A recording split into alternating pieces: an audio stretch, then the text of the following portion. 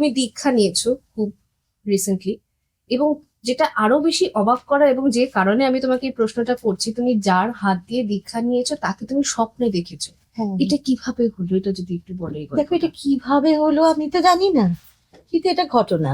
হ্যাঁ। আমার মেয়ে তখন সদ্য প্রয়াত। হুম।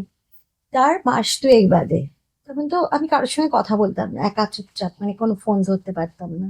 তো একদিন রাত্রিবেলায় স্বপ্ন দেখছি আমি যে রামকৃষ্ণদেবের একটি মূর্তি, সাদা পাথরের মূর্তি, তার মানে পায়ের তলায় অসংখ্য ভক্ত, আর আমাকে একজন গেরুয়া বস্ত্র পরা কেউ হাত ধরে টানতে টানতে ওই যে নিচে ভক্তদের সবাইকে ছাড়িয়ে আমাকে নিয়ে এগিয়ে গিয়ে ঠাকুরের সামনে দাঁড় করালেন। বললেন প্রণাম করো। প্রণাম করলাম, করে ঘাড় ঘোরাতে আমার না ঘুমটা ভেঙে গেল। ভেঙে গিয়ে আমি চট করে উঠে বসে ভাবছি যে আমি এটা কি দেখলাম। আমি কোনোদিনও রামকৃষ্ণদেবের ভক্ত ছিলাম না, এবং দীক্ষা এই ব্যাপারটা নিয়ে আমার যথেষ্ট পরিমাণে সন্দেহ ছিল। তারপরে এটা নিয়েই আবার শুয়ে পড়লাম।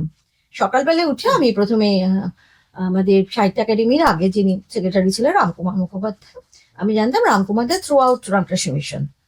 তখন আমার মনে হলো যে নরেন্দ্রপুর রামকৃষ্ণ মিশন কলেজে না স্কুলে, সেই বছরেই আমি কিছুদিন আগেই ওদের একটা অনুষ্ঠানে আমি চিফ গেস্ট হয়ে গেছি। হ্যাঁ হ্যাঁ দেখেছিলাম। হ্যাঁ।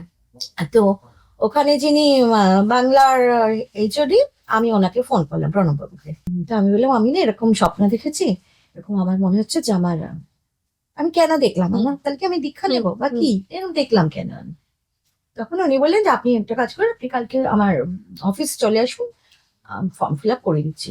তো সবচেয়ে আশ্চর্যের কথা হচ্ছে, আমি যখন ধরো আমার দীক্ষা হওয়ার আগে আমার যারা সঙ্গে ছিলেন আদর সবার সঙ্গে কথাবার্তা হচ্ছে, মানে কারুরই কেউ 2 বছর 3 বছরের আগে কারোর দীক্ষা হয়নি, আর সেটা আমার 12 দিনের মধ্যে হলো। এবং সবচেয়ে মজার বিষয় যেটা তোমায় বলি, সেটা হচ্ছে দীক্ষা গৃহে বসে রয়েছি চুপচাপ, যিনি দরজা খুলে ঢুকলেন, আমার না সায়ন্তানী আমার মনে হলো যে আমি নিজের চোখে দেখছি, আমি সঠিক তো, আমি আমি মানে আমি নিজেকেও বিশ্বাস করতে পারছি না যে আমি তো ওনাকেই দেখেছি স্বপ্নে।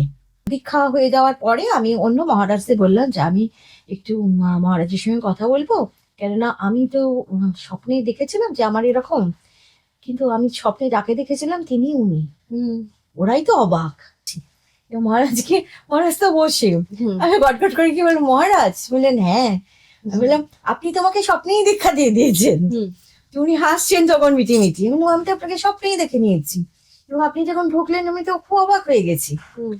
তখন উনি বললেন জি, তোমার যখন মনে হবে তুমি তখনই এসো।